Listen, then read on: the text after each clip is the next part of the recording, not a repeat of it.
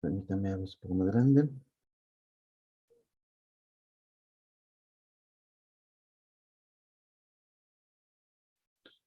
Bien, iniciemos, por favor. Bueno, vamos a trabajar con los 7 principios de pruebas. Se han sugerido durante varios principios de pruebas durante los últimos 50 años y ofrecen pautas generales y comunes para todas las pruebas. Las pruebas muestran la presencia de defectos y no su ausencia, hay que tenerlo en consideración. Las pruebas pueden mostrar que hay defectos, pero no pueden probar que no haya defectos. Las pruebas reducen la probabilidad de que se queden los defectos no descubiertos en el software, pero incluso no sé si se encuentran los defectos, las pruebas no son una prueba de la corrección de los mismos. Pues bajo este concepto general, es imposible realizar pruebas exhaustivas. Es un primer principio, ¿no? Es imposible realizar pruebas exhaustivas. ¿Qué significa? Que nosotros podríamos probar bastantes cosas, pero por más grandes que pruebas no podríamos probar prácticamente todo lo que el software puede hacer, todas las posibles variaciones de los diversos elementos que forman parte del sistema para probar todo lo que puede ocurrir. Recuerden que un sistema es tan complejo dependiendo también del tipo de procesos que maneja, la complejidad de la actividad, de los cálculos que hace y también del tipo de datos que maneja, ¿no? Entonces, eso es imposible. Por más que nosotros queramos, nunca vamos a alcanzar a hacer todas las variables, las pruebas posibles. Eso hay que considerar.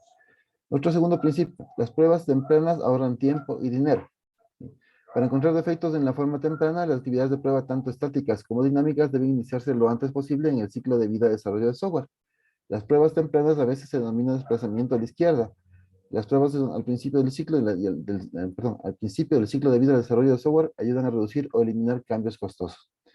Es lógico entender que si nosotros empezamos a hacer pruebas lo más temprano posible, como se propone este principio, pues obviamente tendremos la posibilidad de ir descubriendo con anticipación los posibles errores y antes de que se vayan incrementando cosas para volver recién a hacer nuevos desarrollos, pues ya tendríamos probado algunas cosas, ¿no? Entonces, ¿qué es lo que se recomienda en ese sentido? Ustedes si recuerdan, voy a coger la plumita aquí. Si ustedes recuerdan el modelo que vimos, el modelo de desarrollo en B. Entonces aquí teníamos la parte del ciclo de desarrollo y cada una de estas partes tenía también su contraparte en pruebas, ¿sí? Entonces esta parte se tiene que dar para las pruebas, ¿sí? Y cada una de estas pruebas se va revisando según lo que se vaya intentando hacer. ¿Qué significa para nosotros, como decíamos? Significa que Significa que mientras más pronto lo hagamos los trabajos, pues obviamente tenemos mucho más fácil la detección de los mismos. No es fácil realmente el hecho de ir probando así, pero realmente representa un costo menor que tener que realizar varios cambios al final de todo, ¿no? Entonces es preferible hacerlo de esa manera. Otro principio importante, los defectos se agrupan. Una pequeña cantidad de módulos generalmente contiene la mayoría de los defectos descubiertos durante las pruebas mediante pruebas de lanzamiento o es responsable de la mayoría de las fallas operativas. Los conjuntos de defectos predichos y los grupos de defectos observados reales en la prueba o en la operación son una entrada importante en un análisis de riesgo utilizando para enfocar el esfuerzo de la prueba. Bien, eso es lo que nosotros vamos a ir identificando, ¿no? Muchas veces cuando nosotros empezamos a hacer las pruebas, vamos a ir viendo que existen ciertas zonas de código donde por sus circunstancias diferentes, o la persona que hizo el software en ese momento estaba con algún tipo de elemento distractor, pues puede ser una enfermedad, algún problema personal, etcétera. Puede haber hecho que en esa circunstancia específicamente tengamos algún eh, índice mayor de falla. También podría pasar que el conocimiento sobre el cual se está desarrollando el sistema en ese momento determinado sobre un conjunto específico de cosas, ¿sí? No haya sido lo suficientemente claro. eh, la parte conceptual del problema que se quiere solucionar, lo que se pide calcular. Entonces, suele justamente darse los defectos en estos casos. Nosotros, cuando hagamos las pruebas, justamente vamos a ir identificando y ustedes van a notar que vamos a encontrar, si encontramos una serie de defectos, es posible que haya un poco más en esa zona, ¿ok? Con relación a todo el código, ¿no? Otro principio, los defectos se agrupan, eso que me parece que lo pusimos, los defectos se agrupan, sí, eso está repetido.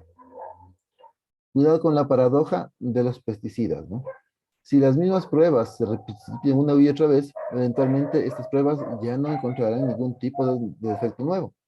Para detectar nuevos defectos es posible que sea necesario cambiar las pruebas existentes y los datos de las pruebas. Y es posible que sea necesario escribir nuevas pruebas. Las pruebas ya no son efectivas para encontrar defectos, al igual que los pesticidas ya no son efectivos para matar insectos después de un tiempo. En algunos casos, como las pruebas de regresión automatizadas, la paradoja de los pesticidas tiene un resultado beneficioso. Es que el número relativamente bajo de defectos de regresión. Bien, ¿a qué nos referimos con esto?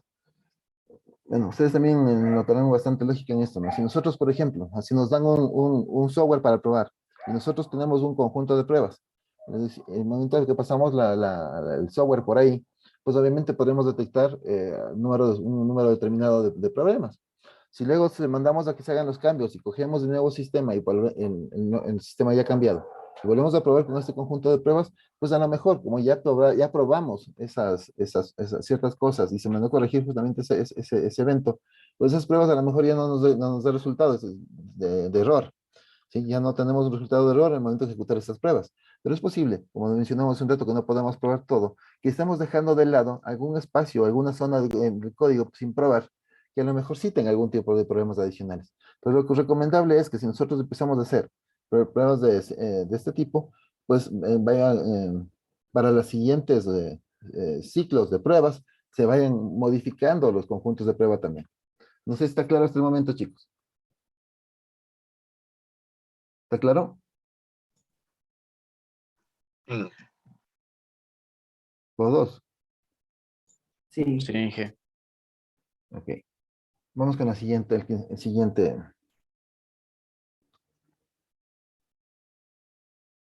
El siguiente, ¿cómo es? El principio. Las pruebas dependen del contexto. Las pruebas se realizan de manera diferente en diferentes contextos. Por ejemplo, el software de control industrial crítico para la seguridad se prueba de manera diferente a una aplicación móvil de comercio electrónico. Como por ejemplo, las pruebas de un proyecto ágil se realizan de manera diferente a las pruebas de un proyecto de ciclo de vida de desarrollo de software secuencial. ¿Sí? Eso también es lógico, ¿no? Dependiendo de lo que nosotros, sobre el ambiente que nosotros estemos desarrollando, pues obviamente los tipos de pruebas deben variar. No es lo mismo, por ejemplo, que nosotros hagamos unas pruebas para un sistema que está desarrollado para Android, sí, que va a desarrollarse en un ambiente de este tipo, a que probemos el mismo sistema con pruebas que están desarrolladas para un ambiente Windows, por ejemplo, ¿sí?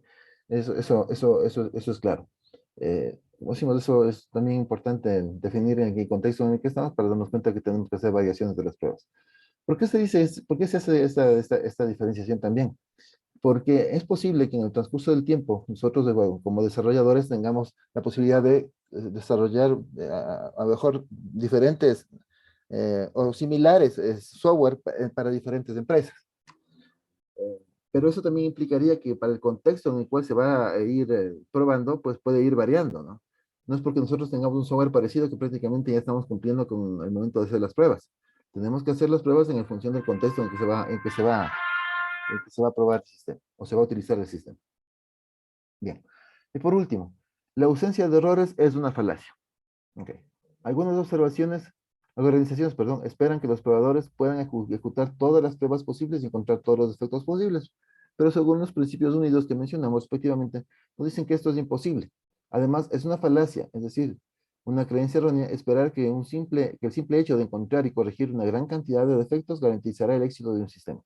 Por ejemplo, probar minuciosamente todos los requisitos especificados y corregir todos los defectos encontrados podría producir un sistema que sea difícil de usar, que no satisfaga las necesidades y expectativas de los usuarios o que sea inferior en comparación a otros sistemas de la competencia. ¿Ok? Eso hay que también considerarlo. Como mencionamos ahí con los dos puntos anteriores, pues sí, ya sabemos que es imposible encontrar todos los errores. Pero todo el desarrollo que nosotros hagamos eh, no siempre va a, perdón, no siempre va a garantizar un buen sistema. No sé si ustedes ya mencionamos de este tipo de cosas, ¿no? O sea, hay normas ISO, por ejemplo, para procesos de desarrollo de software y hay normas ISO para evaluar productos de software. En cualquiera de los dos casos, como mencionamos, el uno evalúa o regula el desarrollo y el otro mide la calidad del producto.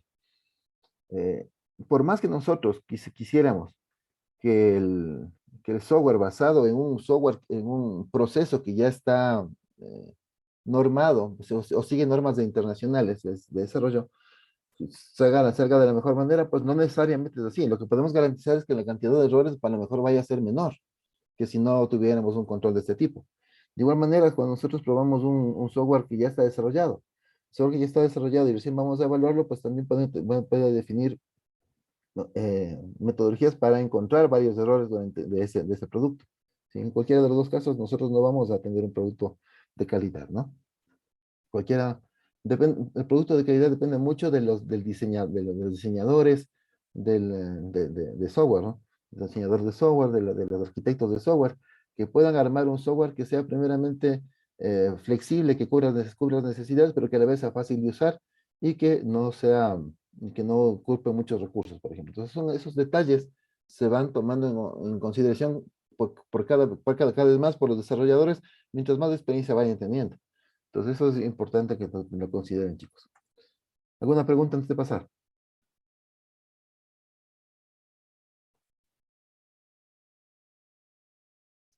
Bueno, el proceso de prueba.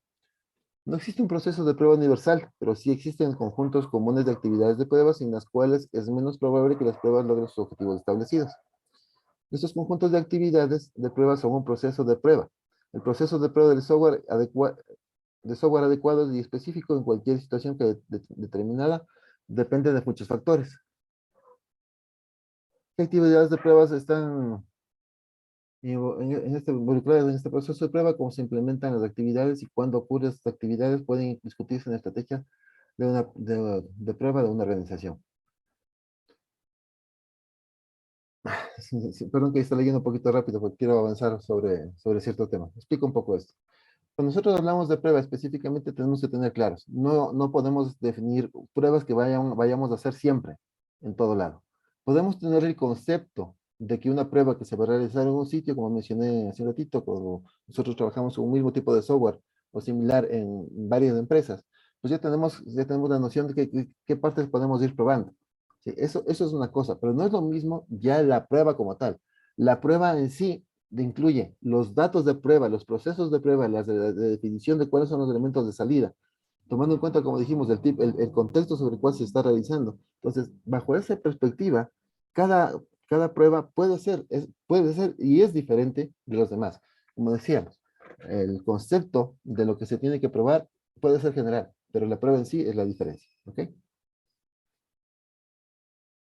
Otros factores contextuales que influyen en el proceso de prueba de una organización son usualmente la parte de contexto y entre otros pueden ser el modelo de ciclo de vida de desarrollo de software y metodologías de proyecto que utilizan, los niveles de prueba y tipos de prueba que se están considerando, los riesgos de productos y proyectos, el dominio empresarial, las limitaciones operativas que incluyan, pero no se limitan a presupuestos y recursos de escala de tiempo, complejidad, requisitos contractuales y reglamentarios, políticas y prácticas organizacionales y estándares internos y externos requeridos. ¿Ok? Entonces, como decimos, esos son elementos que deben también ser tomados en cuenta porque son elementos que influyen justamente en las pruebas que se deben realizar, ¿no?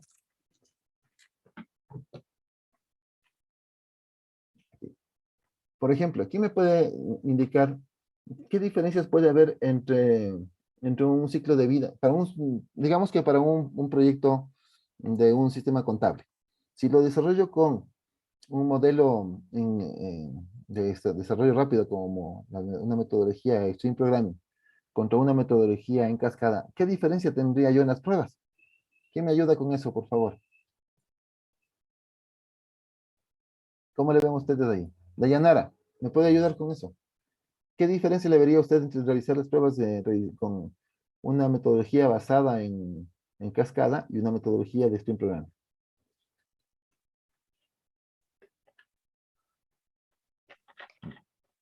La diferencia es que la de Screen Programming puede resultar como que más rápida para el desarrollo que la de cascada, por lo que se tiene que seguir regresando. A ver, no entendí esa partecita, ¿me puede explicar un poquito más? que la metodología de Spring Programming puede resultar, más efectiva por lo que se va desarrollando y, si hay algún error, se puede tomar como que más en cuenta que en la metodología en cascada, porque la metodología en cascada hay que seguir regresando a un punto en donde está mal. Ya. O sea, tengo que... Ya, y más o menos te entiendo los... A ver, voy a parar un rato aquí porque sí es importante que lo tengan en consideración esto, ¿no? A ver, supongamos que yo tengo mi ciclo de vida de desarrollo. Aquí tengo en cascada, ¿no? Tengo aquí el análisis, tengo aquí el diseño, tengo aquí la implementación, tengo aquí las pruebas, ¿cierto? Ese es nuestro modelo en cascada. Normalmente viene en esta dirección. Solamente cuando terminamos las pruebas, regresamos. Si se encuentran algún tipo de error, pues se regresa al análisis y se va corrigiendo nuevamente todo lo demás, armando el ciclo. Cuando ya no hay errores, pues se sale del ciclo. ¿Cierto? Es lo que me dice usted de llenar. Del ciclo de vista en cascada. ¿Qué pasa del ciclo de desarrollo en Stream Programming? Lo que nosotros vamos desarrollando son ciclos, ¿no? Son microciclos en sí. Son ciclos pequeños donde tengo distribuido una pequeña etapa de análisis, una pequeña etapa de diseño, una pequeña etapa de implementación y una pequeña etapa de pruebas. Bien. Y el siguiente ciclo, pues tendrá o iteración, tiene una estructura similar. En este caso, tengamos solo 3 iteraciones.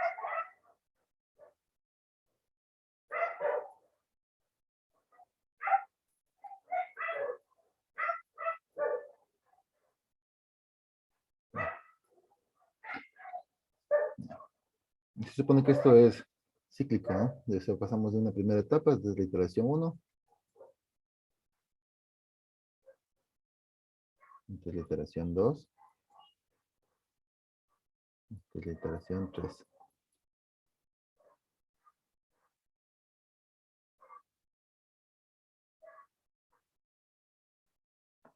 Bien.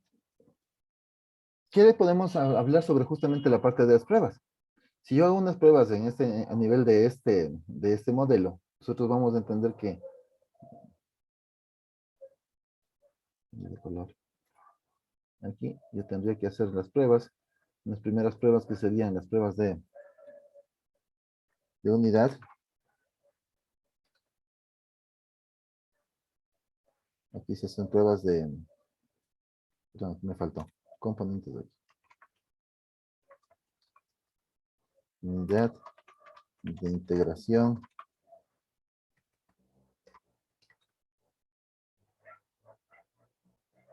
de sistema, de aceptación. ¿Okay? Es lo que nosotros tendríamos en esta prueba. ¿Qué pasa cuando hacemos lo de acá? Chicos, una pregunta. Fíjense el tipo de pruebas que tengo que hacer aquí. Todas son las pruebas que se hacen al final de todo esto, ¿no?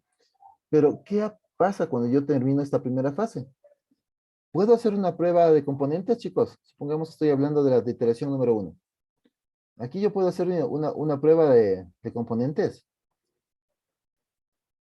Ah, pregunta. Sí, porque ya tendría mis primeras clases. Exactamente, sí puedo hacer una prueba de componentes, ¿no? Puedo ir probando cada uno de los elementos que forman parte de nuestra unidad de programación. ¿Puedo hacer pruebas de unidad?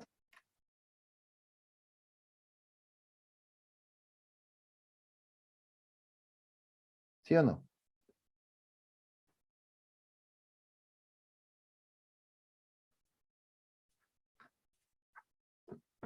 Díganme, chicos, ¿puedo hacer pruebas de unidad, sí o no? ¿Por qué? ¿De qué? ¿Cómo podría saber eso? ¿De qué dependería que puedo? Si tengo pruebas, métodos en las clases. Si tengo métodos en las clases, estoy haciendo pruebas de componentes, ¿no?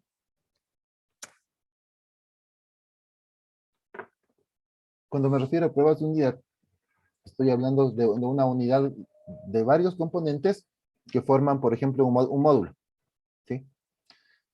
Y podría hacerlo siempre y cuando esta iteración que nosotros hayamos programado termine con justamente una unidad. Esta unidad puede ser un módulo, puede ser, bueno, como ustedes hayan, como se haya descrito esa unidad, ¿no? Esa unidad pues, es variable en función de la descripción que nosotros hagamos y el diseño que nosotros hagamos. Pero sí, digamos que podemos hacer una prueba de unidad. Pregunta, ¿puedo hacer una prueba de integración?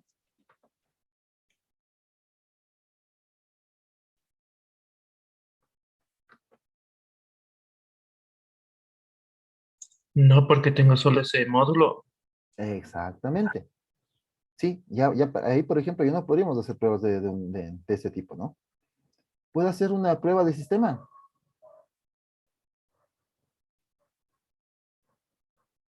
Tampoco. Ujú. Tampoco. ¿Puedo hacer una prueba de aceptación?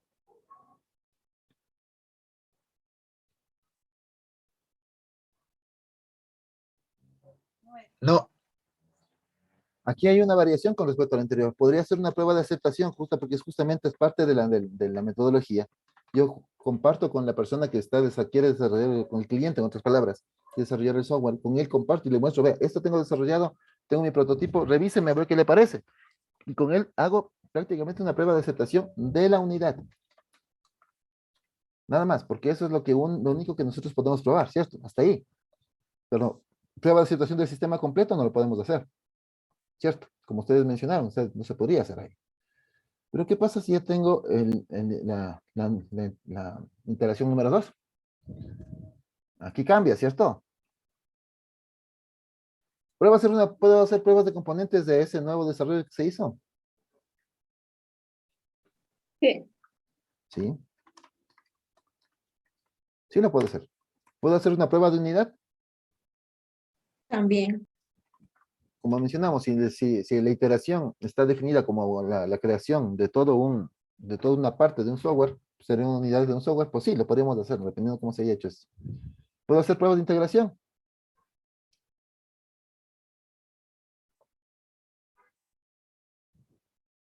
ya podría si tengo otro módulo. Podríamos hacerlo, ¿sí? Podríamos hacer si yo tengo otro módulo. Pero es una integración completa. No, Ya, estamos hablando de integración parcial, ¿no? ¿Puedo hacer una prueba de sistema?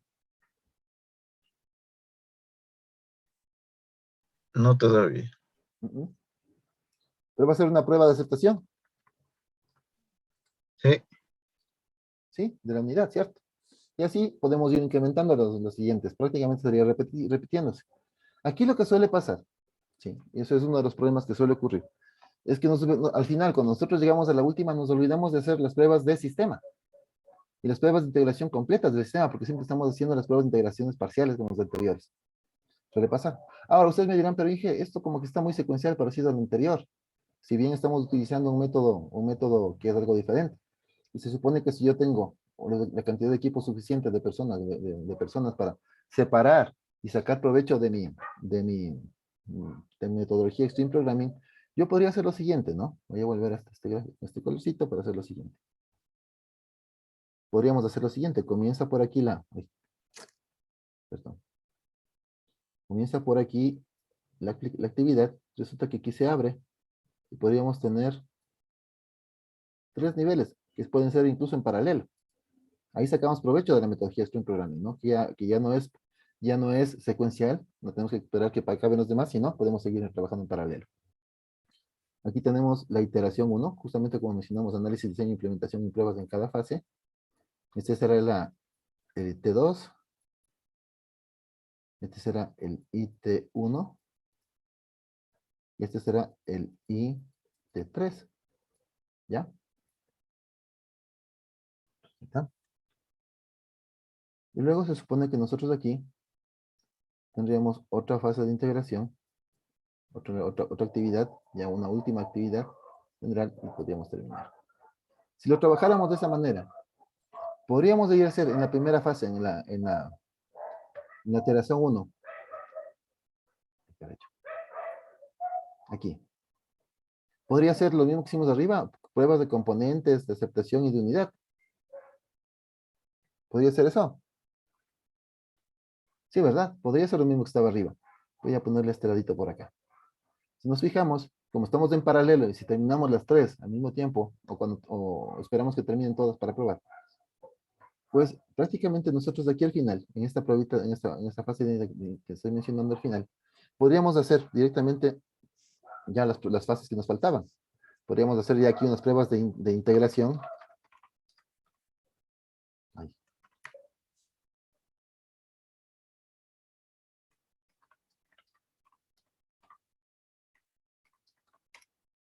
Podríamos hacer pruebas de sistema completo. Y también podríamos terminar con unas pruebitas de aceptación. Completas del sistema. Tomando en cuenta que en cada fase podríamos haber hecho esta partecita de acá. Y las pruebas de integración prácticamente las podríamos haber hecho justamente determinando todas las de acá. ¿Sí? Entonces, tomando en cuenta eso, sí podríamos utilizar esa metodología con esto. Pero cambia la forma de hacer las pruebas. Pues sí, vamos a darnos cuenta que va a cambiar. Porque si en la iteración número 1 vamos a generar unas pruebas, pues solamente haremos pruebas de componentes que corresponden a solamente la iteración 1. Igual en la iteración 2, igual en la iteración 3, pero en la parte superior, cuando hacemos las pruebas de componentes, hacemos las pruebas de componentes de todo el sistema. Si vemos, entonces, sí existe una diferencia radical en eso, ¿no? Y depende justamente del tipo de metodología que nosotros estamos realizando y cómo nosotros interpretamos esa metodología. ¿Ok? Y fíjense que incluso en la metodología de Stream Programming, si nosotros solo tenemos un equipo y tenemos que esperar que este equipo termine para poder conseguir con la segunda iteración, pues prácticamente estamos teniendo el problema que teníamos anteriormente. Aquí incluso le podríamos añadir una cuarta como aquí para hacer una integración total. Y tendríamos algo parecido. Pero en ese sentido también nosotros tendríamos que esperar que pase la una para conseguir la otra y seguir la otra y luego hacerlo total. ¿Ok? Ahora, en definitiva, ¿existe diferencia? Sí, eso es lo que nosotros queremos revisar. ¿Existe diferencia en la forma como nosotros vamos a revisar las pruebas? Bien. ¿Alguna pregunta?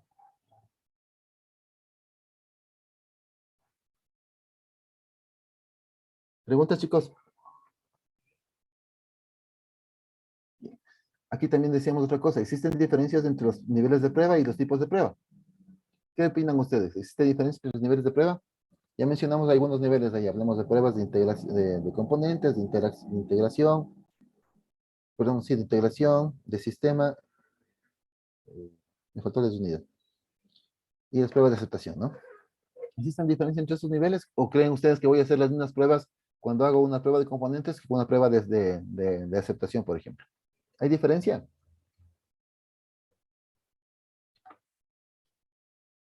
¿O hago las mismas pruebas en los dos casos?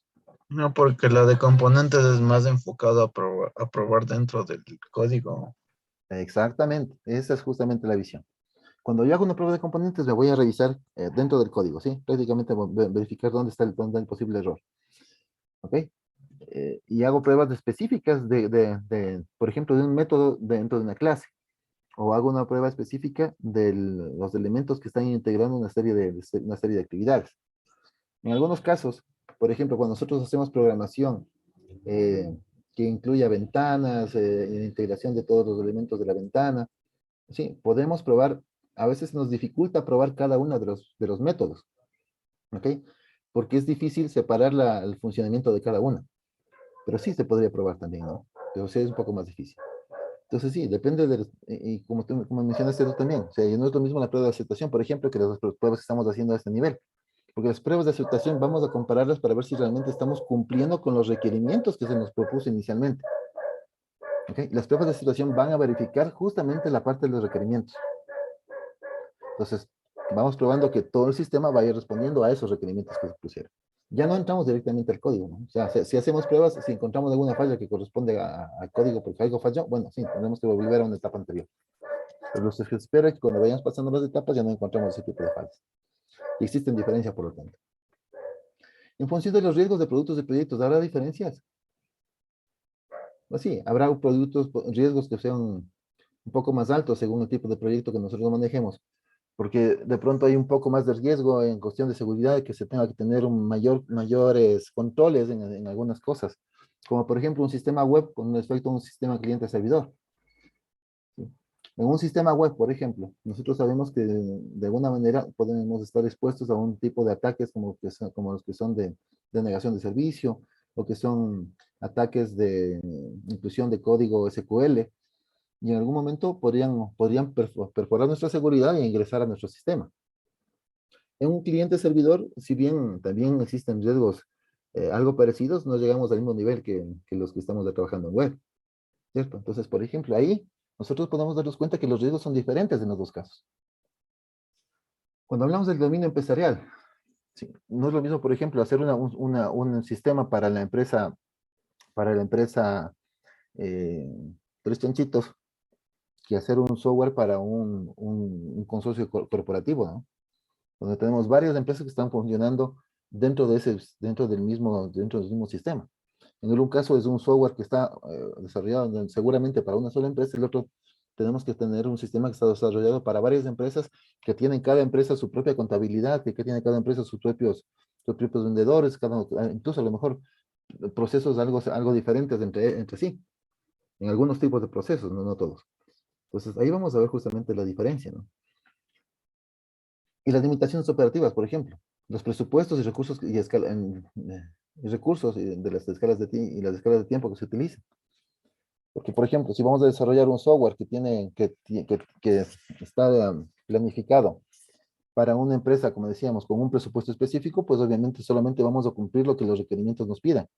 Pero si vamos a trabajar con una empresa que a lo mejor quiere completar todos los fases que correspondan, pues tendrá un presupuesto mayor, porque necesita más y más gente para que vaya verificando con mucho más cuidado, por ejemplo, que mencionamos, los sistemas web con los sistemas cliente-servidor. Entonces, a lo mejor ahí una empresa multinacional pues va a querer requerir un sistema web y por lo tanto necesitamos más gente y más tiempo para hacer ese tipo de cosas. Entonces, aquí vamos a encontrar diferencias también en este tipo de cosas. La complejidad del sistema. Si yo hago un sistema contable, pues tiene un nivel de complejidad seguramente mucho menor que si voy a hacer un software para predecir, por ejemplo, los movimientos bursátiles de las diferentes empresas en el mercado bursátil. Entonces, por ejemplo, la complejidad ahí es mucho más diferente, mucho más clara. El uno simplemente es un software transaccional y el otro es un software que requiere, por ejemplo, inteligencia artificial, que requiere también mayor conocimiento y mayores niveles de pruebas, ¿no? Los requisitos contractuales y reglamentarios. Hay algunos contratos que nos piden cierto tipo de cosas adicionales para poderlo hacer. A lo mejor en otro contrato de un software similar, pues no tenemos ese tipo de restricciones contractuales. Inclusive en la parte legal. Si nosotros, por ejemplo, vamos a trabajar con un software contable para una empresa pequeñita, pues tiene un nivel de reglamento que debe cumplir, diferente a una empresa pública, por ejemplo. Una empresa pública, pues ya tiene otros elementos que cumplir porque reglamentariamente o legalmente tiene que cumplir con ciertos parámetros de seguridad dentro de lo que la misma Contraloría le solicita a las empresas públicas. Pues ahí vamos cambiando la situación y vamos a ver que vamos a tener que hacer pruebas también para ese tipo de cosas. Yo sí voy a probar para saber si es que vamos a cumplir con lo que la Contraloría nos dice. Seguramente para la parte del software público, tendremos que hacer pruebas adicionales para confirmar que todo está bien. Y a lo mejor justamente porque no tenemos esa complejidad dentro de la parte de un software para una empresa pequeñita, pues no vamos a tener que hacerlo. Y por lo tanto, las pruebas también van a ir variando ahí. La cantidad de pruebas y los tipos de pruebas. ¿Ok? Y así, vamos a tener otros elementos adicionales que están ahí, las políticas y los estándares, ¿no? Son importantes dentro de este tema también considerarlo. Hasta aquí, ¿alguna pregunta?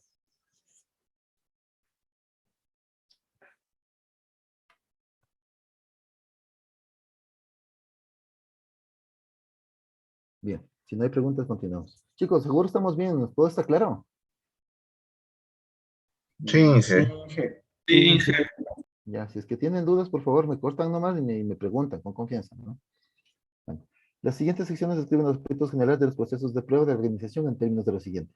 Actividades y tareas de prueba, probar los productos de trabajo y la trazabilidad de la base de prueba y los productos de trabajo de prueba. Es muy útil si la base de prueba para cualquier nivel o tipo de prueba que esté considerado tiene definidos criterios de cobertura medibles. Los criterios de cobertura pueden actuar eficazmente como indicadores clave de rendimiento para impulsar las actividades que demuestran el logro de objetivos de las pruebas de software. Por ejemplo, una aplicación móvil. En una aplicación móvil, base de prueba puede incluir una lista de requisitos y una lista de dispositivos móviles compatibles. Cada requisito es un elemento de la base de prueba. Cada dispositivo compatible también es un elemento de la base de prueba. Los criterios de cobertura pueden requerir al menos un caso de prueba para los elementos de prueba de la base de prueba. Una vez ejecutadas, los resultados de estas pruebas indican a las partes interesadas si se cumplen con los requisitos especificados y si observaron fallas en los dispositivos compatibles. Okay. Aquí, sobre este tema también. ¿Qué pasa si nosotros, por ejemplo, vamos a probar un software que tiene un componente web? ¿Okay? Y bueno, dentro de los desarrollos, nosotros nos damos cuenta que este sistema puede correr, se supone que en cualquier navegador. Dentro de estas pruebas, de las pruebas que nosotros vamos a hacer, si queremos que vayan a funcionar con cualquier navegador, tendríamos que probar todos los navegadores posibles que existan para garantizar que exista esa compatibilidad. No sé si les ha pasado a ustedes que cuando entran a un sitio web, les dice, este software, esta página web es recomendable que se abra con tal navegador. Puede ser Chrome, puede ser Firefox. Normalmente se trabajan con Firefox, ¿no? Pero pueden mencionar otros adicionales. Eso es lo que normalmente suele pasar. ¿Por qué? Porque existen, aunque tengamos navegadores que sean muy buenos de alguna forma, tienen sus diferencias. A lo mejor algunos por cuestiones de seguridad limitan cierto tipo de procesos. No sé si les ha pasado que ustedes abren Chrome, quieren entrar a una ventana que se supone que dan un clic y se abre una partecita del sistema adicional, pues no les permite, porque está limitado porque la seguridad eh, del navegador, no nos permite abrir nuevas ventanas. Tienen que ustedes ir, darle los permisos y ahí a lo mejor funciona. En Firefox a lo mejor no tienen eso, simplemente abren la aplicación y directamente el software ya les controla ciertos niveles de seguridad, pero les permite trabajar con eso. ¿Okay? Entonces, ¿qué es lo que se tiene que probar ahí? Justamente, si voy a hablar de un sistema que se supone que va a ser web, tengo que probar aquellos navegadores en los cuales va a funcionar. Y si tengo que repetir las pruebas, todas las pruebas que yo tengo que hacer, por ejemplo, para el navegador Chrome, también voy a hacer las mismas pruebas para el navegador Firefox, las mismas pruebas. ¿Y qué pasa si también quiero garantizar que va a funcionar con Microsoft Edge? Pues también tengo que hacer las pruebas con Microsoft Edge, las mismas pruebas. Y vamos a encontrar que en muchos casos, en ciertas partes vamos a encontrar errores en uno de esos navegadores y en otros no. ¿Qué se hace en esos casos? Si es que es una cuestión de configuración, pues se hace la observación, se describe el proceso, que se tiene que ir, habilitar tal cosa, desactivar tal otra cosa, instalar este plugin adicional para que funcione. Y si es que ya con esos procesos funciona adecuadamente, pues estamos bien. Y si es que aún así tenemos fallas, pues tenemos que ir a la parte de programación para corregir. ¿Estamos de acuerdo?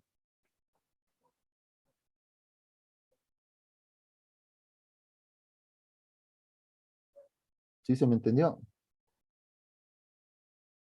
Sí. Me asustan cuando se quedan callados, en serio.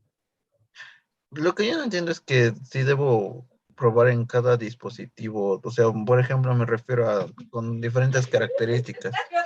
Imaginemos que corre en un dispositivo y en otro no. ¿Qué haría en esos casos? Un dispositivo de menores características. A ver, no nos referimos necesariamente de menores características, sino de cierto tipo de software diferente. Por ejemplo, vamos a ver si yo voy a utilizar un teléfono Samsung, ¿sí? Con respecto a un teléfono Xiaomi, o si aún respecto a un teléfono Huawei. Si yo genero una APK, una app también para otro tipo de teléfono, yo genero una aplicación móvil, se supone que debería correr de la misma forma en todos para garantizar que funciona, ¿cierto? Ahora, si yo digo, pero ¿para qué voy a probar en todo? Se supone que ya está funcionando bien en este. ¿Qué pasa si yo me doy cuenta que, por ejemplo, si yo mando una notificación a ese teléfono, a esa aplicación, y en el uno me funciona correctamente, y en el otro no suena la notificación, o no aparece visualmente, o simplemente no llega? Entonces ahí tengo un error. Y si yo estoy haciendo las pruebas, pues tengo que notificar eso, para que en lo posible se corrija, y si no se puede corregir, por lo menos que se explique al usuario cuáles son las condiciones en las que funciona adecuadamente. ¿Sí? Porque a vos no sé si te gustaría saber que de pronto te compras un par de zapatos que se supone que son contra el agua, ¿sí? Y vos te vas y te metes en el agua y de repente resulta que se te mojó se tocaron las medias. Y vos vas y le reclamas, ve, señor, usted me dijo que eran zapatos que eran impermeables, que no se iban a mojar. Dice, no, no, pero si usted vea, fíjese lo que dice aquí. Si usted sube el agua a tal nivel, se van a mojar sus medias. Si usted tiene un agua menor a tal nivel, no le va a pasar nada. ¿Cierto? Entonces ahí ustedes entienden, dice, sí, si me entienden, si usted me explica, ya sé que ahora cuando me voy a un sitio, si voy a meterme en un lugar con agua, con mis zapatos, ya sé que si me voy a pasar, se me van a mojar los zapatos. Digamos otro ejemplo más sencillo. Cuando ustedes tienen su teléfono y le dicen que su teléfono es impermeable, ¿sí? Mucha gente coge el teléfono y se mete al agua, a la piscina, y se mete al mar, ¿sí? Porque le dicen que es impermeable, no, que resiste el agua. Pero eso resulta que más abajito le dice, pero si usted se mete en agua salada, ¿sí? Esos componentes, la sal de los componentes pueden dañar el equipo. Si ustedes no leyeron esa pequeña partecita y se meten con el teléfono al mar y se daña, pues ¿a quién van a reclamar? Van a decirle, señor, usted me vendió un teléfono que se supone que es impermeable y no se me dañó por meterme en el agua. ¿A qué tipo de agua se metió? Al mar. Ya vea, fíjese lo que dice en la partecita de abajo. Aquí dice clarito en qué condiciones funciona este equipo. ¿Me explico? Lo mismo pasa con el sistema, con el software. Ustedes le dicen, a ver, este sistema que estoy aprobando, porque ustedes están dando una aprobación a un sistema que va a ser utilizado posteriormente. Y si llega a fallar, les van a reclamar a ustedes, de los desarrolladores, pero esta cosa no funciona. Un ratito, o sea, fíjense bien, aquí están las condiciones. Utilizando esto, bajo estas condiciones, funciona. Si no, si pasamos de esto, ya no funciona. O puede fallar. ¿Me explico? Esa es la cuestión nuestra. Si nosotros vamos a probar como tester, tenemos que estar conscientes de que si falla alguna cosa y nosotros no la reportamos, pues obviamente nos puede caer una demanda o una cuestión legal posterior. ¿Sí me explico, chicos? Sí. Ya. Entonces, eso es importante conocerlo, chicos. Es importante que lo tomen en cuenta. Bien, fíjense que mencionábamos. Vamos a revisar en las siguientes partes lo que corresponde a las actividades y tareas, aprobar la ejecución o aprobar los productos y la trazabilidad entre las bases de la prueba, ¿no? Entonces, aquí viene justamente actividades y tareas de prueba. Un proceso de prueba consta de los siguientes grupos principales de actividades. Primeramente tenemos la planificación de las pruebas, el monitoreo y control de las pruebas, el análisis de prueba, el diseño de prueba, la implementación de la prueba, la ejecución de la prueba y la finalización de la prueba. Usted ya me dijo, pero ingeniero, usted está contándome un montón de cosas para nomás de ir hacer un pequeño ejercicio de que funciona o no funciona. Pues sí, cuando nosotros trabajamos a nivel de ingeniería, tenemos que tener todo relativamente calculado, ¿sí? Y saber qué cosas vamos a hacer y qué resultados podemos esperar. Entonces aquí viene una cosita, voy a detener un ratito esto, ¿no? Vámonos a la pizarra. Voy a borrar lo que hicimos anteriormente. Vamos a explicar esto. Bien. Como en cualquier actividad, nosotros, si queremos que nos salga bien, necesitamos primeramente planificar, ¿no? Entonces, ¿qué corresponde a la planificación? La planificación justamente es la definición de las actividades a realizar. ¿Eso no fue? Por acá. A realizar, en este caso, para las pruebas, ¿no? Es decir, si yo voy a planificar unas pruebas, ¿qué es lo que tendría que planificar, chicos? ¿Qué actividades se van a hacer, cierto? A ver, yo tengo voy a probar un sistema que estamos terminando. Entonces, digamos que lo hacemos, lo que dijimos, que no solamente que solamente lo vamos a hacer al final, sabiendo que es conveniente hacerlo durante el proceso de desarrollo. Pero bueno, digamos que lo vamos a hacer al final. Entonces, ¿qué es lo que tengo que hacer? Tengo que decir, estas actividades voy a hacer para las pruebas, ¿no? ¿Cierto? ¿Qué actividades? Bueno, aquí definimos, por ejemplo, lo que viene más abajito también en lo que se explicó. El análisis de la prueba y el diseño de la prueba. Entonces, en la planificación, yo tengo que diseñar cuál va a ser las pruebas que yo voy a tomar en cuenta. Por ejemplo, voy a hacer unas pruebas, por ejemplo, ¿no? Voy a hacer pruebas de componentes. Ya, si voy a hacer pruebas de componentes, ¿qué elementos tengo que probar de las pruebas de componentes? Ah, vamos a ver, vamos a probar a lo mejor ciclos. En los ciclos a ver si salen, si están bien los lazos del for o del while o del loop. ¿Sí? Si a lo mejor voy a probar los if, then, las decisiones, ¿no? Los ciclos de decisión. Voy a probar las variables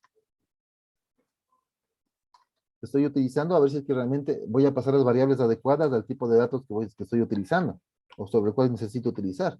A lo mejor en una suma paso dos enteros, no pasa nada, pero ¿qué pasa si paso números decimales? ¿Sí? Entonces resulta que la suma, el resultado tendría que darme decimales. ¿Qué pasa en una multiplicación? Si yo multiplico enteros, pues la respuesta tiene que darme enteros también. Pero si yo multiplico, perdón, si yo divido entre dos decimales, entre dos enteros, me va a dar respuesta un entero también. A lo mejor no, a lo mejor me puede dar un decimal, ¿cierto? Y eso significa que la variable donde voy a guardar ese decimal tiene que tener esas condiciones para guardarme. Si no voy a perder la información de los decimales. Entonces tengo que revisar variables. ¿Sí? Entonces, aquí, cuando yo hablo de pruebas de componentes, ya indico qué cosas quiero probar específicamente y ya tengo una idea sobre lo que vamos a hacer. Lo que estamos haciendo es parte del análisis de lo que se llama para la prueba. Y luego, ya cuando voy a diseñar la prueba, eh,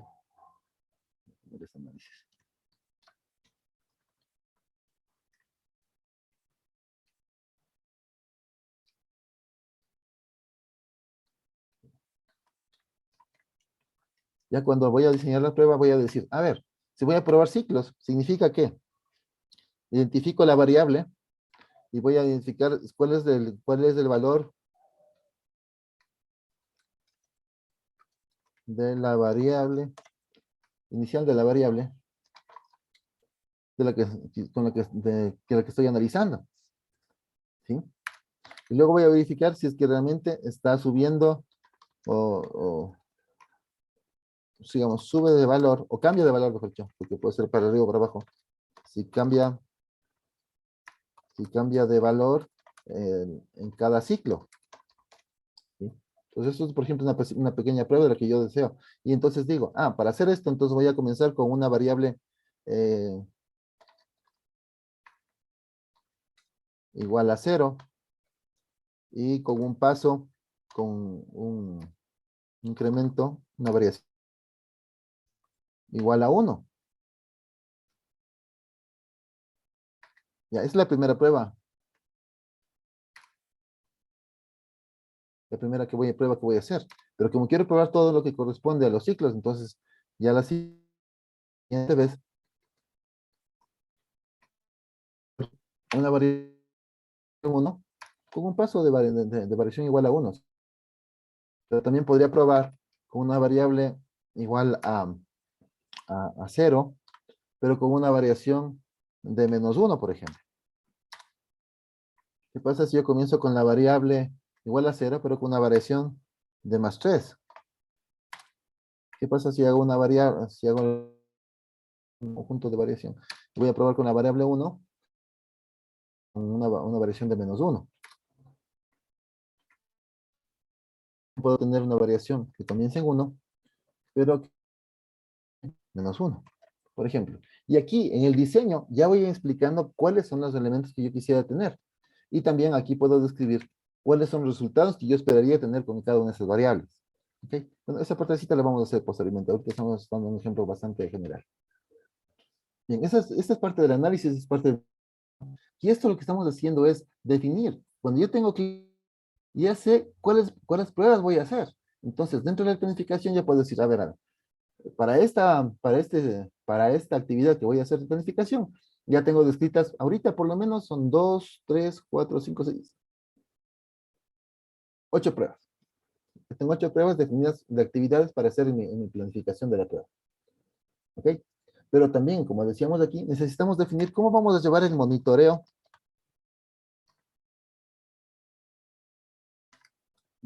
y control de pruebas. ¿Ok? Si yo digo esto, entonces digo, a ver, si yo voy a hacer, tengo que llevar el monitoreo posterior. O sea, no es que ahorita lo voy a hacer, estoy definiendo cómo voy a llevar en consideración ese monitoreo, va a ser el proceso que voy a tener para realizar este tipo de actividad. Permítanme un rato, chicos, perdón, por favor. Disculpen la molestia.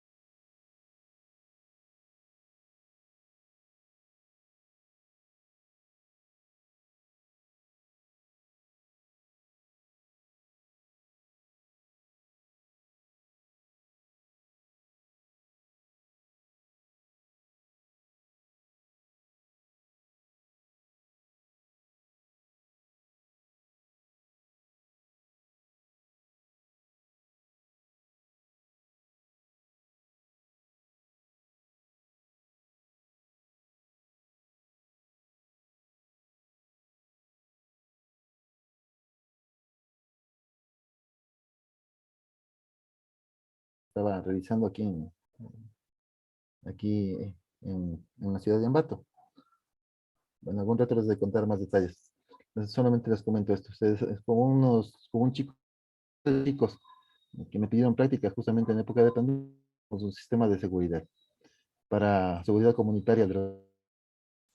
Y bueno, me parece que está llamando bastante la atención y me están pidiendo instalación en algunos sitios. Así que en eso estamos. Disculparán que me desconecté un ratito. A ver, entonces decíamos, cuando hablamos del control y monitoreo de pruebas, justamente aquí vamos a detallar cuál va a ser nuestro proceso. Simplemente describimos cómo nosotros vamos a monitorear que se estén realizando las pruebas y que se cumplan realmente correctamente. Entonces aquí definimos el proceso, ¿no?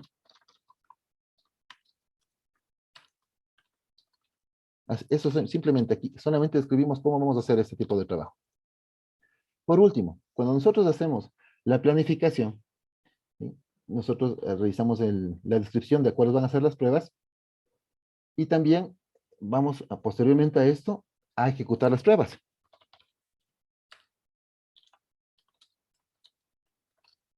En la ejecución, nosotros como ya tenemos descrito en la planificación, esto también debe sumarse un cronograma, me quedaba eso, un cronograma de pruebas.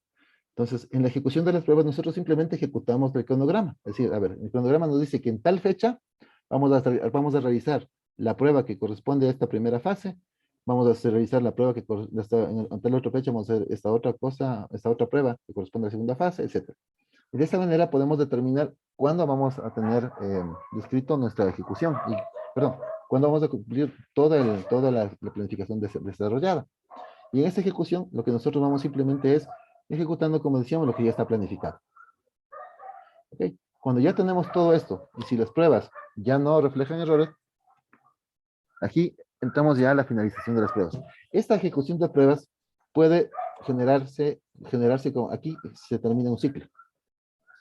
Por ejemplo, ya dije, aquí comenzamos con la planificación. Aquí nos vamos hacia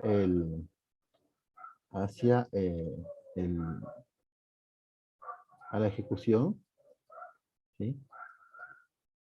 Y si nosotros encontramos un error, pues regresamos a una nueva planificación posterior. Obviamente, antes de entrar en una planificación de las pruebas, planificación de pruebas, nosotros debimos haber mandado esto a que se revise, que se cambie, y nuevamente entramos en un proceso de planificación, otro proceso de ejecución de pruebas, y así hasta que no encontremos ya errores. Si ya no encontramos errores, pasamos al proceso de finalización. Y una cosa, ¿esos errores son errores de las pruebas o errores de que encontraron Sí. en las pruebas? Errores encontrados en las pruebas. Sí, errores encontrados en las pruebas. Por ejemplo, si voy a probar, como recordaremos que hicimos el ejercicio del triángulo, ¿no? Si de pronto nosotros metíamos dos números iguales y un número desigual y me devolvía como que fuera un triángulo escaleno, pues es un error. Entonces tenemos que modificar la programación. Ya que luego se ha hecho esos cambios, vamos a nuevamente a planificar qué pruebas van a hacer realizarse. Es que vemos que las pruebas se pueden repetir, las pruebas que nosotros hicimos, pues las repetimos. Como dijimos, es necesario en muchos casos hacer cambios cuando existen estos ciclos, ¿no? Dentro de este ciclo pueden haber cambios de pruebas.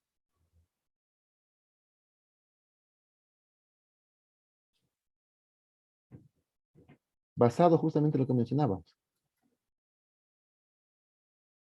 Basado en que si nosotros ya probamos una vez, es posible que si repetimos muchas veces esas pruebas, pues las pruebas ya no van a encontrar errores y podemos saltarnos de encontrar otros. Entonces, muchas veces significa que en este ciclo necesitamos hacer cambios. Vamos cambiando las pruebas, significa cambiar el tipo de prueba o los valores con que se están probando, etcétera. Y así vamos a tener una mejor evaluación. Permíteme un reto, chicos, otra vez. Disculpen otra vez.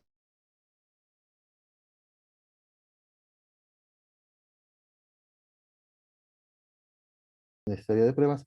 Y si es que ya no se encuentran errores en el programa, ¿no? Pues simplemente llevamos a la finalización. ¿Y qué es la finalización? Pues simplemente presentar un reporte. En ese reporte, ¿qué se muestra?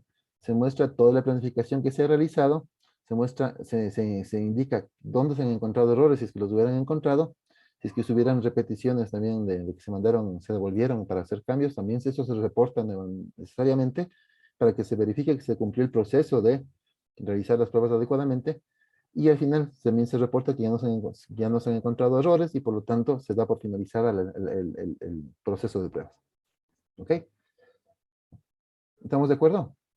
Pero no se olviden también que en este caso también nosotros cuando hablamos de las pruebas en sí, nosotros no solamente hacemos unas pruebas de este tipo. Recuerden que habíamos mencionado anteriormente que también necesitamos hacer diversos tipos de pruebas o diversos niveles de pruebas, que eran las pruebas de componentes, las pruebas de unidad, las pruebas de integración, las pruebas de sistema, las pruebas de aceptación. ¿Sí? Entonces, para todas estas tenemos que obviamente generar esta planificación, ¿no? ¿Ok? No sé si estamos claros, chicos.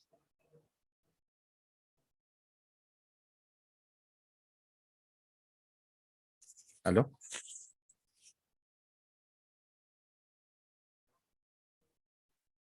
¿Están ahí, chicos? Sí, Inge. Sí, que. Ok. Entonces, ¿sí está claro esta partecita? Sí. Sí, Inge. Empezamos entonces. Gracias. Disculparán que pregunte tanto, pero sí, como no me cuentan normalmente, me preocupo.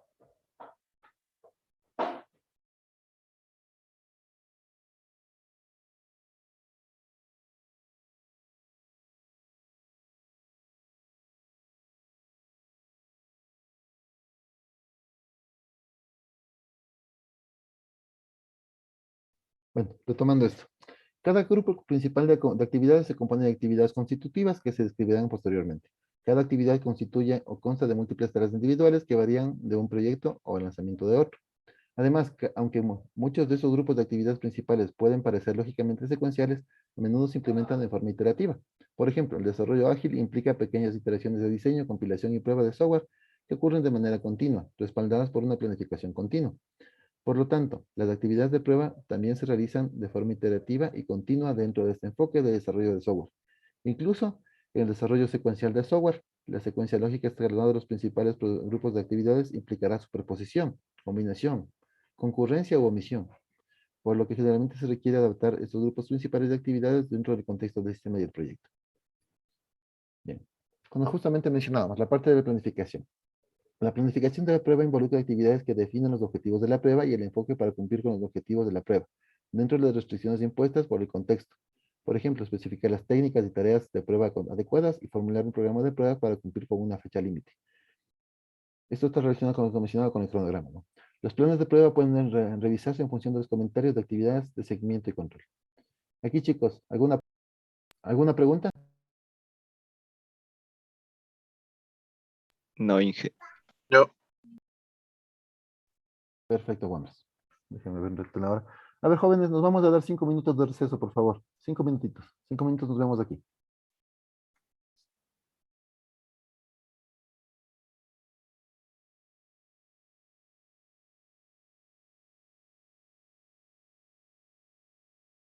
Planificado, utilizando cualquier métrica de monitoreo de prueba definida en el plan de prueba. El control de pruebas implica tomar las acciones necesarias para cumplir con los objetivos del plan de pruebas que pueden actualizarse con el tiempo. La supervisión y el control de las pruebas están respaldadas por la evaluación de los criterios de salida, a los que hacen referencia como la definición de hecho en algunos modelos de ciclo de vida de desarrollo de software. Por ejemplo, este ISTQB es un estándar internacional justamente para el manejo de estos elementos, ¿no? Por ejemplo, la evaluación de los criterios de salida para ejecución de la prueba como parte del nivel de prueba puede incluir lo siguiente: la comprobación de los resultados de las pruebas y los registros con los criterios de cobertura especificados. Es decir, aquí, comprobar si es que realmente los resultados de las pruebas están dentro de lo que se esperaba definido anteriormente. Por ejemplo, como nosotros decíamos, si nosotros metemos en ejercicio del triángulo, nosotros metíamos tres datos iguales, pues la respuesta hubiera sido que sea un triángulo equilátero, ¿cierto? Eso está dentro de las respuestas específicas y debemos de informar si es que se cumplió eso o no. La siguiente, evaluar el nivel de calidad de los componentes o sistemas en función de los resultados de las pruebas y los registros. Determinar si se necesitan más pruebas, por ejemplo, si las pruebas originalmente destinadas a lograr un cierto nivel de cobertura del riesgo de producto no lo lograron, requiriendo la redacción y ejecución de pruebas adicionales. Cuando ocurre este tipo de cosas, cuando nosotros encontramos si es que realmente en el momento de ejecutar las pruebas nos damos cuenta que no se cumplió con lo que esperábamos, o nos damos cuenta que alguna cosa faltó planificar en las pruebas, pues simplemente se hace una corrección al plan de pruebas y se vuelve a revisar las actividades las nuevas actividades que se han planificado, ¿no? El progreso de la prueba con respecto al plan se comunica a las partes interesadas en los informes de progreso de la prueba, incluidas las desviaciones del plan y la información para respaldar cualquier decisión de detener la prueba. ¿Ok? Si se fijan nosotros en este nivel de monitoreo, estamos en contacto realmente como decíamos, con las partes interesadas. ¿Cuáles son esas partes interesadas? Pues el cliente como tal y también el equipo de desarrollo de software. ¿Sí? Yo hago esa diferenciación porque cuando somos testers directamente no somos los participantes como programadores, somos seleccionados como un grupo de personas que van a probar el sistema. Eso quisiera que lo tengan en consideración. Normalmente las empresas grandes de software tienen un grupo de personas destinadas a programación y otro grupo de personas un poco más pequeños, grupo obviamente, encargadas de realizar las pruebas. Específicamente pruebas, normalmente son ingenieros de sistemas o ingenieros relacionados con el área de trabajo que se quiere probar. Por ejemplo, si estamos hablando de un software bancario, pues tendremos gente que tiene que trabajar con finanzas, gente que trabaja con la parte contable, gente que trabaja con la parte de base de datos también. ¿Okay? Esas son gente específicamente que va a realizar las pruebas. Si quieren tener una relación, si más o menos se utiliza una relación de 3 a 1. Por ejemplo, 3 personas de desarrollo por cada persona que está haciendo las pruebas. ¿Ok? Más o menos que tengan esa relación. Como digo, eso también depende del tipo de actividad que se haga. En muchos otros casos, cuando tenemos equipos de desarrollo más pequeños, nuestro equipo de desarrollo suele ser también el equipo de tester. Y eso es un error. Normalmente tenemos que coger, si de nuestro equipo, 1 o 2 personas que se dediquen específicamente a pruebas, ¿no? ¿Por qué? Porque mientras unos van desarrollando, los otros pueden seguir haciendo ya las pruebas con anticipación para poder seguir avanzando y verificando que todo se esté realizando adecuadamente. Eso es cuando tenemos grupos pequeños de programación. Ahora, cuando tenemos grupos mucho más pequeños, a lo mejor de 1 o 2 programadores, ahí sí nos toca hacer realizar nosotros mismos. Pero tomen en consideración que eso no es lo ideal, ¿no? Lo ideal simplemente es tener un equipo específico de pruebas. Y decimos que se toca hacer en esos casos porque si bien la empresa no tendrá recursos a lo mejor para contratar más gente, bueno, en este caso decían, como digo, nos toca asumir a nosotros, pero siempre puede haber fallas porque no es lo lógico que una persona sea juez y parte sobre algo que se está juzgando. ¿Ok? Eso es importante que lo tengan en consideración. Está hecho. Ok, bien, por favor.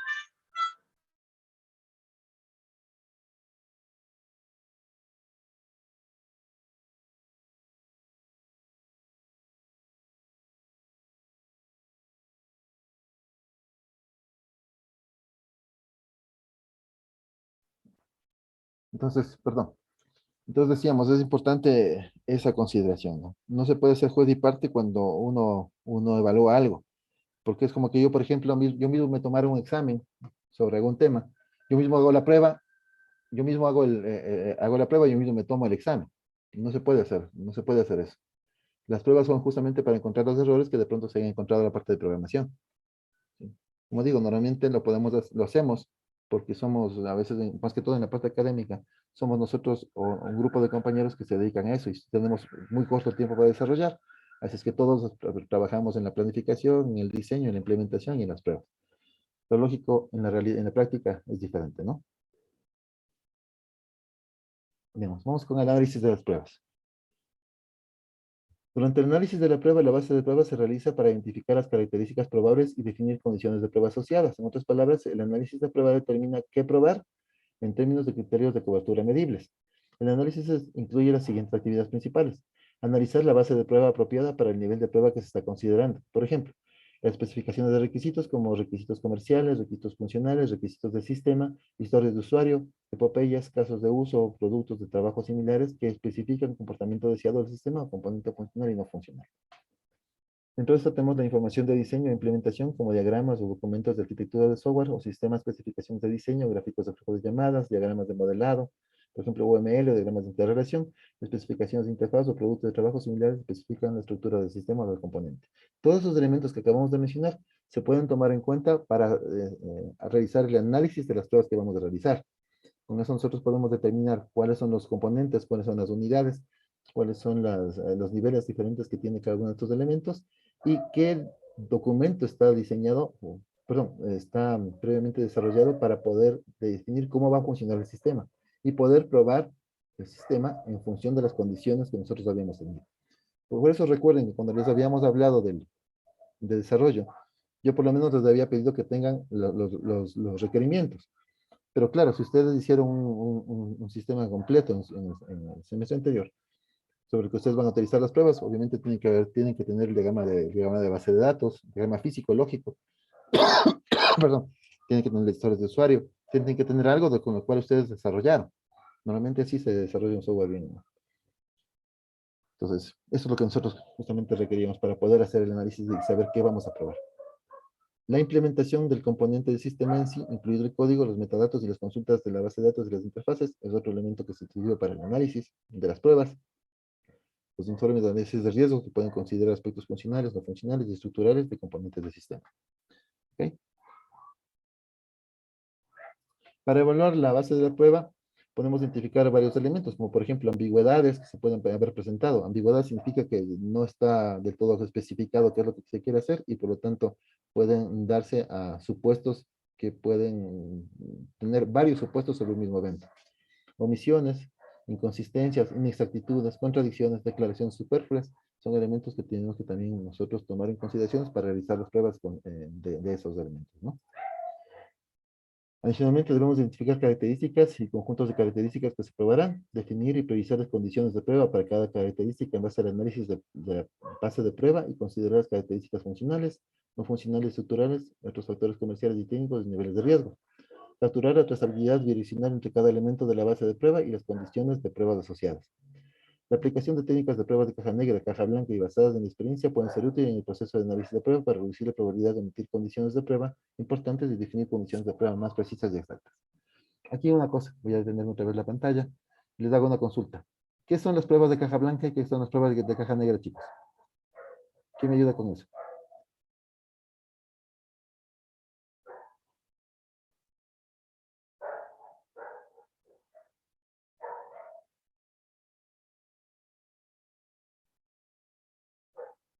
Chicos, Las pruebas de caja negra actúan directamente ya sobre el código cuando hacemos TDD. sí, podemos utilizarlos como código también, ¿no? A nivel de código, pero hay una condición fundamental entre las dos. ¿Cuál es la diferencia entre las pruebas de caja blanca y las pruebas de caja negra?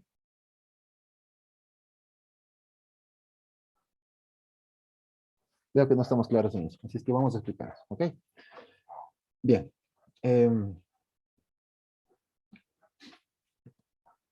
Vamos a hacer una línea de tiempo, ¿ya? Esta es la línea de tiempo del desarrollo del sistema. Aquí tenemos, anteriormente tenemos la parte de análisis, por acá está la parte de diseño, por acá, estoy tomando en consideración modelo en cascada, ¿no? Diseño, implementación, y justamente estamos en las partes de las pruebas. ¿Ok? Esta es la partecita de las pruebas, a partir de aquí iniciamos las pruebas. Bien, cuando iniciamos las pruebas, nosotros tenemos aquí unas fasecitas, ¿no? Donde nosotros vamos a hacer unas pruebas en laboratorio. En laboratorio de desarrollo, ¿no? Y aquí va a haber unas partecitas que se van a hacer con el cliente. Bien. En las pruebas de laboratorio que nosotros vamos a hacer, vamos a realizar los diferentes tipos de pruebas. Vamos a realizar las pruebas de componentes. Vamos a realizar las pruebas de unidad, las pruebas de integración, las pruebas de sistema y las pruebas de aceptación. Perdón, hasta las pruebas de sistema, no, aceptación no. Hasta las pruebas de sistema podemos hacer aquí en la parte de laboratorio. Bien. Aquí nosotros podemos utilizar varias técnicas, ¿no? Una de ellas justamente es la que mencionaba, pruebas de caja blanca y pruebas de caja negra. ¿Qué son las pruebas de caja blanca? Y normalmente está asociado a las pruebas de componentes, pero también se pueden asociar a las pruebas de unidad, inclusive de integración. ¿Okay? ¿Qué son estas? Aquí podemos usar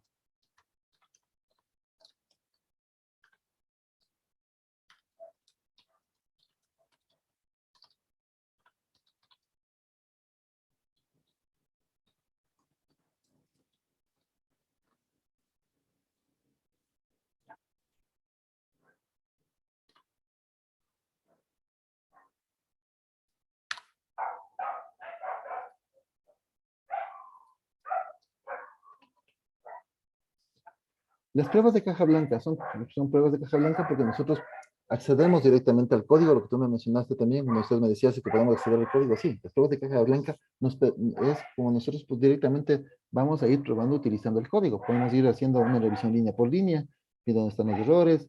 Podemos hacer un seguimiento. Recuerden que nosotros podemos hacer un seguimiento del flujo del programa y ver cómo van cambiando las variables, de qué línea pasa a qué línea de código. Esas cositas las podemos hacer como pruebas de caja blanca.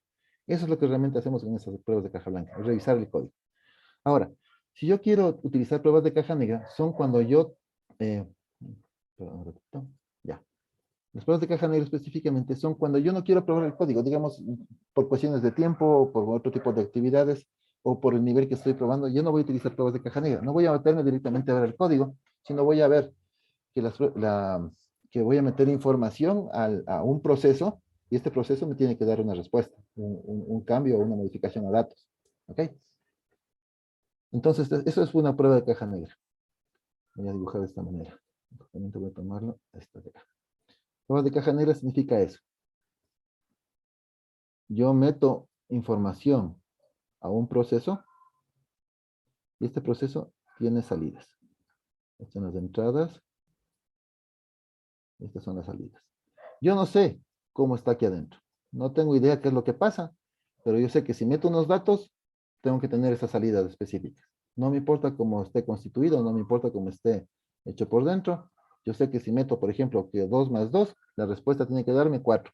Si yo meto 5 por 2, la respuesta tiene que darme 10. Exacto, etcétera, ¿no? No sé cómo está programado, no sé los tipos de variables, no sé, solo sé que si meto esos datos, tengo que tener esos datos de salida. Eso se refiere en pruebas de caja negra. ¿Ok? Yo no veo el código, simplemente meto datos y saco datos. ¿Estamos de acuerdo? Y eso lo podemos hacer aquí, justamente en la parte del laboratorio. Esa partecita la podemos usar. Igual, si voy a utilizar unas pruebas de unidad, la misma cosa puede ser. Normalmente las pruebas de caja negra se utilizan para esto, la unidad, integración y sistema. Porque no voy a reprobar cómo está la parte interior, sino voy a probar cómo está constituido, como si realmente funcionan con las entradas que doy, qué respuesta se supone que son las que espero que me entregue. Para la prueba de componentes puedo utilizar inclusive las dos, pero se recomienda, generalmente se recomienda que la prueba de componentes esté relacionada con esta. ¿Sí? Perdón, la prueba de caja blanca está relacionada con la prueba de componentes porque voy viendo código, etc. Voy probando un poco más a detalle. Pero para las de acá, se recomienda utilizar las pruebas de caja negra. ¿Ok? Entonces, vamos viendo la línea de tiempo. Yo voy haciendo, normalmente aquí, voy a tener mi prueba de componentes. Luego yo subo de nivel, me voy a las pruebas de unidad. Luego subo de nivel y voy a las pruebas de integración, donde voy a integrar varios de las unidades que tenía, que forman parte del sistema. Y luego yo hago unas pruebas de sistema. ¿Ok? En esta partecita nosotros generamos el informe de las pruebas. De cómo nos ha ido con las pruebas. ¿Ya? Y en esta partecita, fíjense que estamos hablando de que todo esto se está haciendo dentro del laboratorio. Aquí hay un rompimiento, esta partecita ya salimos y nos vamos a las pruebas con el cliente. Las pruebas con el cliente, aquí sí, yo puedo hacer directamente ya pruebas adicionales. Podemos hacer con el cliente ya pruebas de sistema también y pruebas de aceptación. Con el cliente hacemos esta partecita ya, y con el cliente ya vamos a ver si es que, ya salimos del laboratorio, nos vamos a ver si es que el cliente puede utilizar el sistema o una parte, un grupo de representantes del cliente o todos las personas que van a utilizar el sistema en sí. Y con ellos vamos a ver si el sistema está bien. Si es que el sistema está bien, directamente vamos a las pruebas de aceptación, verificamos que se cumplen todos los requerimientos y terminamos las pruebas de encima.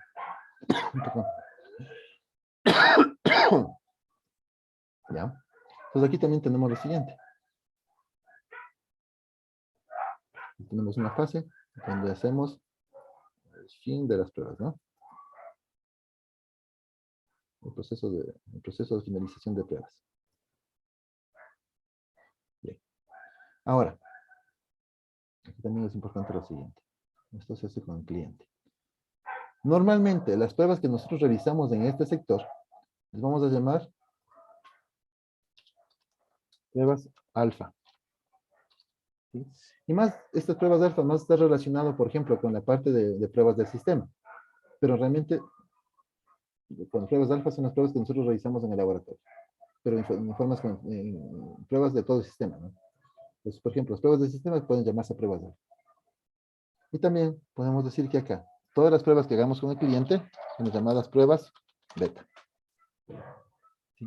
Porque ya hemos pasado por una parte de pruebas, ahora sí pensamos que ya puede salir a funcionar y le lanzamos donde el cliente. Aquí incluso puede haber variaciones, puede encontrar errores, algunas cosas que no están completamente de acuerdo con lo que el cliente nos pide y nos pueden regresar, ¿no? Pero eso es justamente las pruebas beta. Las pruebas beta se hacen con el cliente. No lo podemos hacer en las pruebas en el laboratorio, no serían parte de. Las pruebas, como digo, las pruebas directamente con el cliente son las pruebas beta. Aquí inclusive podemos hablar de dos tipos de pruebas beta. Aquellas pruebas betas iniciales, donde nosotros cogemos un conjunto de datos reales, pero en un ambiente de pruebas. Es decir, yo me voy donde el cliente y le digo, a ver, voy a copiarme su base de datos o la información que tiene, y sobre esa información ya real, voy haciendo en paralelo un trabajo para verificar que todo esté correcto, ¿no? Con lo que debería funcionar el sistema. Con un grupo de gente específica también, no con todos. Ya paso la primera fase y me voy a una prueba beta de segundo nivel, donde ahí sí ya puedo llamar a mucha más gente para verificar que ese sistema está funcionando adecuadamente. ¿Ok? Y ahí puedo también, inclusive ahí puedo hacer modificaciones a la parte de programación si fuera necesario. Y luego de eso, ya podemos hacer la parte de la finalización de las pruebas. ¿Aquí alguna pregunta, chicos? Por favor, capturen este gráfico para que lo tengan en sus notas de clase. ¿Preguntas?